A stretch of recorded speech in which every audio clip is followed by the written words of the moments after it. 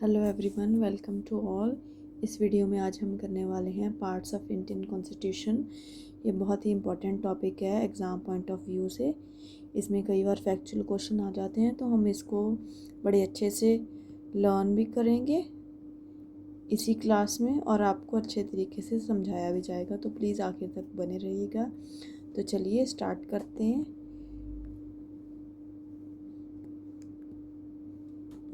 जी, तो देखते हैं। सबसे पहले भाग 1 अनुच्छेद 1 से 4 लेकर 1 से 4 तक इस भाग 1 में आते हैं।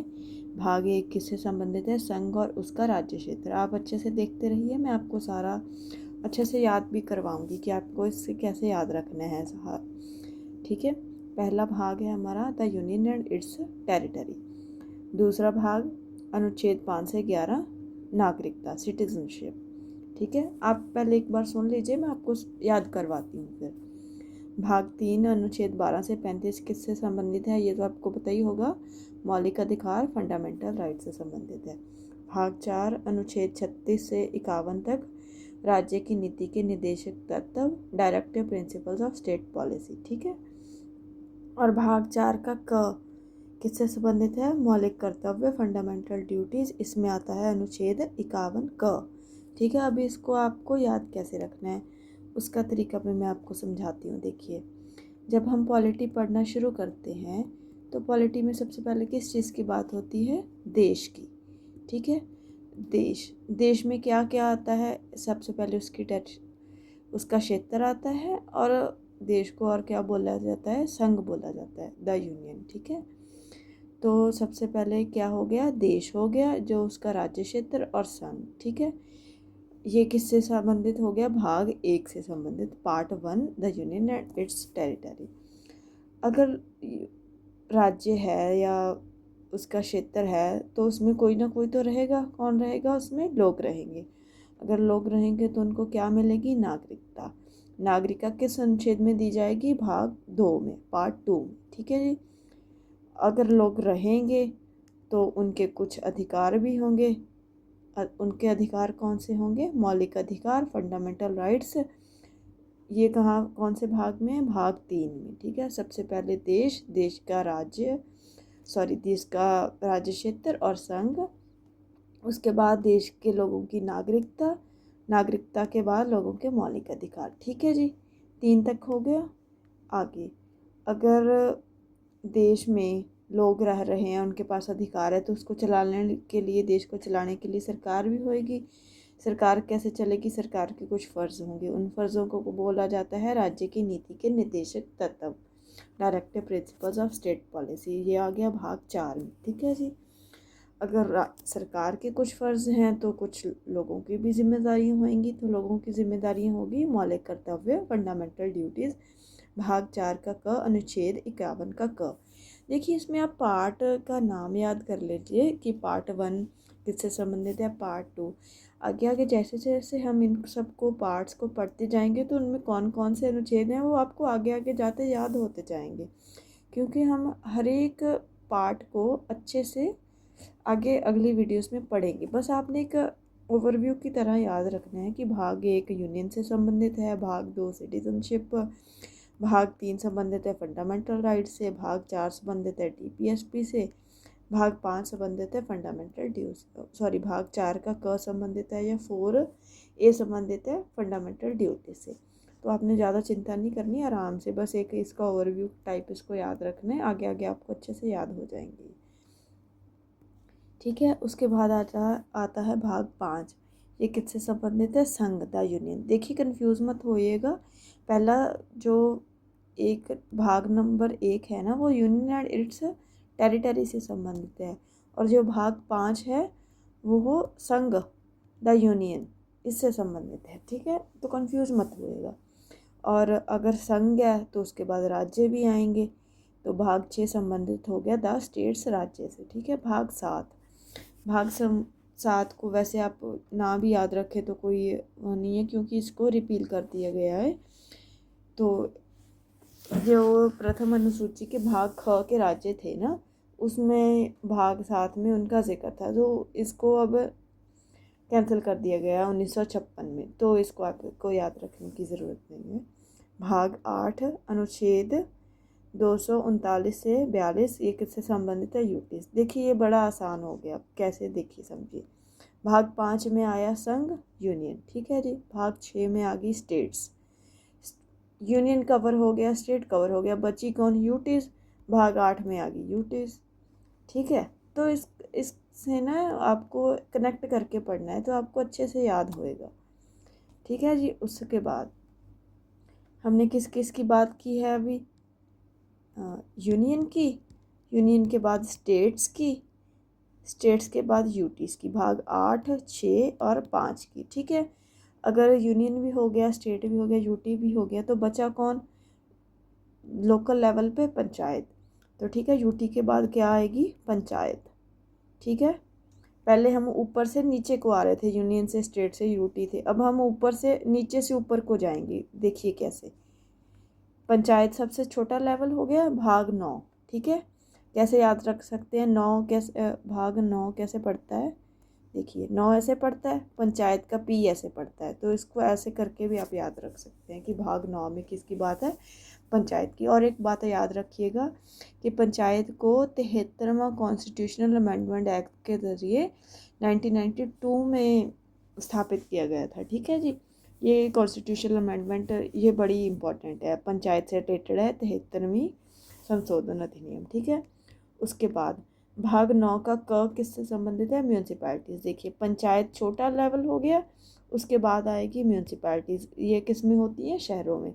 पंचायत छोटे स्तर पे हो गया, तो म्यूनसिपैलिटी शहरों में, तो शहर बड़े हो गए, उस हिसाब से भी याद रख सकते हैं आप, ठीक है। भाग 9 का क या 9A ये किससे संबंधित हो गया? म्यूनसिपैलिटी से। देखिए जैसे पंचायत 73वां था और म्यूनसिपैलिटीज़ उसको एक आगे बढ़ा के 74वां, ये भी 1992 में, ठीक है जी। उसके बाद भाग 9 का ख मतलब 9B ये किससे संबंधित है? कोऑपरेटिव सोसाइटी, सहकारी समितियाँ, ठीक है। ये कब आया था? 97वां कॉन्स्टिट्यूशनल अमेंडमेंट एक्ट 2011, ठीक है।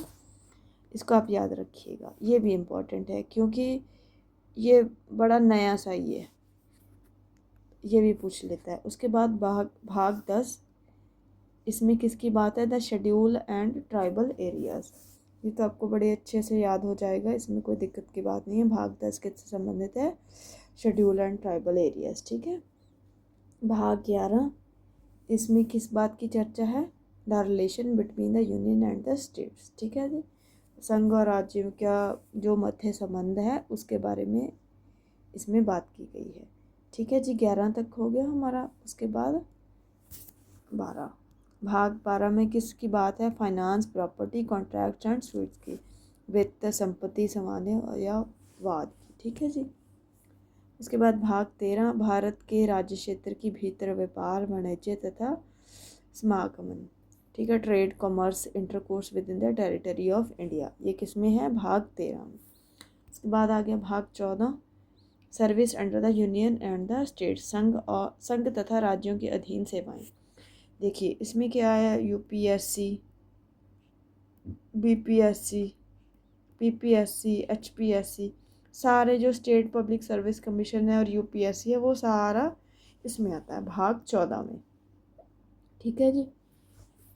उससे भी इससे आप याद रखिएगा भाग 14 में क्या है? संघ और राज्यों के अधीन सेवाएं, ठीक है जी। भाग 14 का क इसमें किसकी चर्चा है?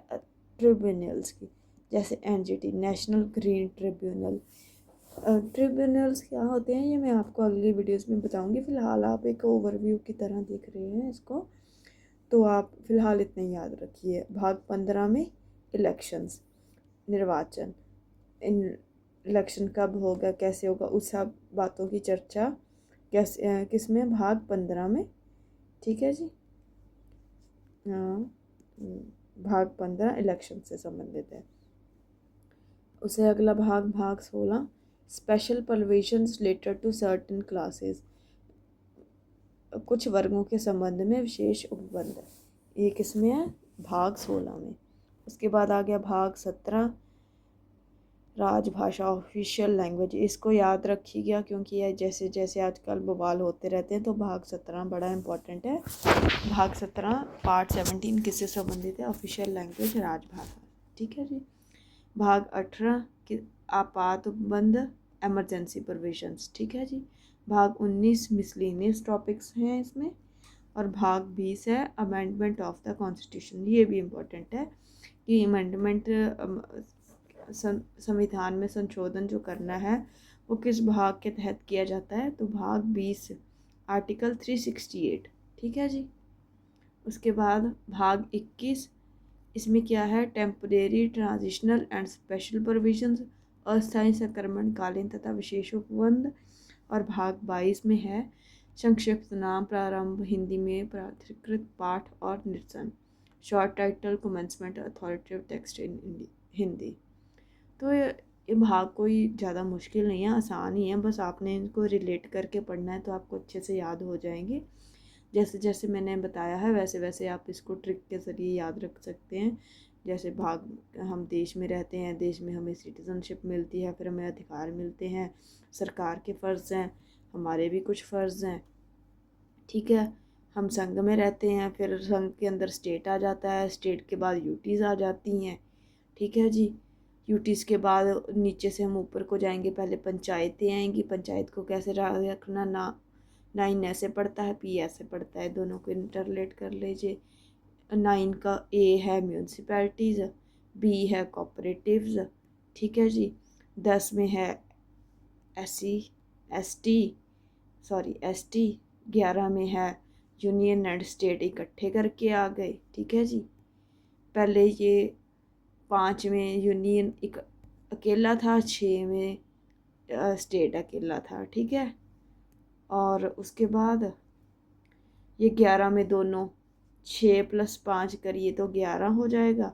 11 में ये दोनों इकट्ठे आ गए। ठीक है, ऐसे याद रख सकते हैं। 12 साल का बच्चा हो जाता है तो उसको प्रॉपर्टी या फाइनेंस का पता चल जाता है, आप उससे याद रख सकते हैं। 13 क्या हो जाता है तो वो ट्रेड के काबिल भी हो जाता है। ठीक है। जैसे हमारे सीमा है ना, 14 साल से कम के बच्चे बाल श्रम नहीं कर सकते, वैसे आप इसको रिलेट करके याद रख सकते हैं कि 13 में ट्रेड है। ठीक है। उसके बाद 14 सर्विसेज है, 14 का कोर्ट ट्रिब्यूनल, 15 का इलेक्शंस। ठीक है। 16 में है विशेष प्रावधान, 17 में है ऑफिशियल लैंग्वेज, 18 में इमरजेंसी, 9 में मिसलेनियस। इसको कुछ खास याद रखने की ज़रूरत नहीं है, ये 2 याद रखिए। ठीक है। भाग 20 याद रखिए। और बस मेन जो था मैंने आपको सारा बता दिया है। ठीक है। Okay, thank you so much for watching this video. Please like, share and subscribe PU Academy.